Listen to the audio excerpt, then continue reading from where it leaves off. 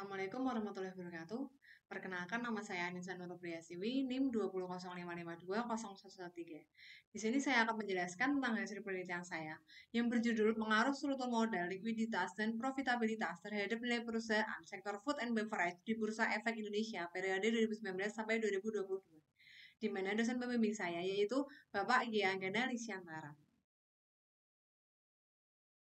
Latar belakang dari penelitian ini, perusahaan sektor food and beverage di Bursa Efek Indonesia merupakan salah satu sektor yang mengalami pertumbuhan. Seiring dengan meningkatnya jumlah penduduk di Indonesia, kebutuhan terhadap makanan dan minuman juga semakin meningkat. Kegembaran masyarakat Indonesia terhadap makanan dan minuman cepat saji menyebabkan banyak permunculan perusahaan yang baru di bidang makanan dan minuman. Akibatnya, persaingan di antara perusahaan ini semakin ketat.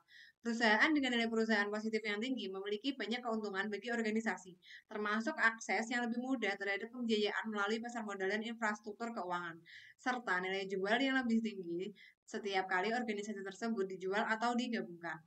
Ada beberapa faktor yang menyebabkan naik turunnya nilai perusahaan, antara lain struktur modal, likuiditas, dan profitabilitas. Tujuan dari penelitian ini, yang pertama, mengetahui pengaruh struktur modal terhadap nilai perusahaan sektor food and beverage yang terdaftar di Bursa Efek Indonesia periode 2019 sampai 2022. Yang kedua, mengetahui pengaruh likuiditas terhadap nilai perusahaan sektor food and beverage yang terdaftar di Bursa Efek Indonesia periode 2019 sampai 2022. Yang ketiga, mengetahui profitabilitas terhadap nilai perusahaan sektor food and beverage yang terdaftar di Bursa Efek Indonesia periode 2019 sampai 2022. Berikutnya, tinjauan pusaka. Landasan teori yang digunakan dalam penelitian ini yaitu teori stakeholder, di mana teori ini merumuskan bahwa kelangsungan hidup perusahaan tergantung pada dukungan stakeholder, dan dukungan tersebut harus dicari sehingga aktivitas perusahaan adalah untuk mencari dukungan tersebut. Tujuan utama teori ini adalah untuk membantu manajemen perusahaan dalam menciptakan value dan meminimalkan kerugian yang muncul bagi stakeholder. Di kerangka berpikir, hipotesis pertama menunjukkan bahwa struktur modal berpengaruh positif terhadap nilai perusahaan. Dan hipotesis kedua menunjukkan bahwa likuiditas berpengaruh positif terhadap nilai perusahaan. Dan hipotesis ketiga menunjukkan bahwa profitabilitas berpengaruh positif terhadap nilai perusahaan. Berikutnya metode penelitian. Metode yang digunakan adalah metode kuantitatif. Untuk populasi yang digunakan adalah sektor food and beverage yang terdaftar di Bursa Efek Indonesia periode 2019 sampai 2022. Teknik sampel, teknik pengambilan sampel yang digunakan adalah teknik purposive sampling. Dan untuk pengumpulan data, yang digunakan adalah teknik pengumpulan data sekunder. Untuk teknik analisis data, yang digunakan adalah analisis kuantitatif. Berikutnya hasil penelitian menghasilkan uji statistik deskriptif yang menjelaskan tentang nilai N, minimum, maksimum, mean, dan standard deviation dari masing-masing variabel. Untuk uji normalitas menjelaskan bahwa Z squamous dan Z kurtosis berhasilkan normal, yang berarti tidak lebih dari nilai Z, dan data tersebut dapat dilanjutkan ke uji selanjutnya.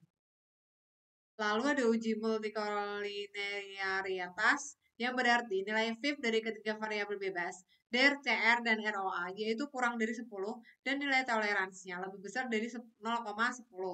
Untuk uji autokorelasi, nilai Durbin-Watson sebesar 1,463, di mana berada di antara -2 sampai +2, di mana data ini berhasilkan normal. Untuk uji heteroskedastisitas, menunjukkan bahwa nilai signifikansi semua variabel lebih besar daripada 0,05.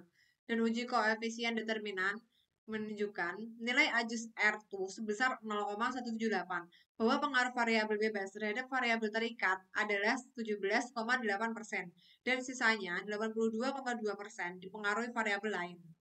Berikutnya uji F, hasil uji F sebesar 8,569 dan nilai signifikannya sebesar 0,000, di mana kurang dari 0,05. Variabel dependen secara simultan berpengaruh terhadap nilai perusahaan. Berikutnya uji analisis regresi linier berganda dan uji tag. Berdasarkan tabel di atas, maka diperoleh persamaan regresi linier berganda sebagai berikut. PBV sama dengan 10,119 dikurangi 0,014 yaitu DER, dikurangi 0,005 yaitu CR, dikurangi 0,065 yaitu ROA.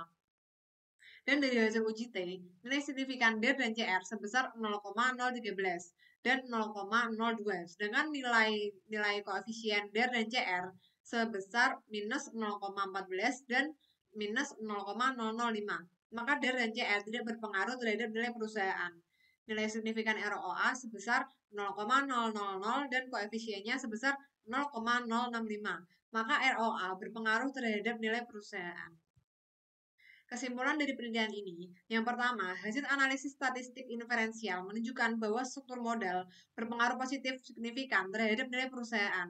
Yang kedua, hasil analisis statistik inferensial menunjukkan bahwa likuiditas berpengaruh positif terhadap nilai perusahaan.